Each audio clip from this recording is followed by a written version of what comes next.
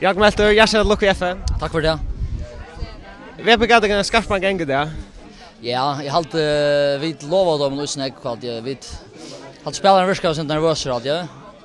Får väl gå början men så lukar som kör vi på Marvidisten och så då skårar så får vi det sådana gummibojnen alltid men jag ristar det och hade satt något kvar över då inte allt.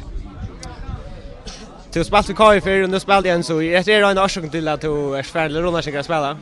Nej, det var ju styringt att säga. Alltså jag följde det själv som jag är bruk för utfordringen och så valde jag att för att lämna så i och är jag otroligt glad för att jag gjort det och nu stannar det FM det är fantastiskt. Och hej, du vant dig att du stod i FM där kapar väl liot.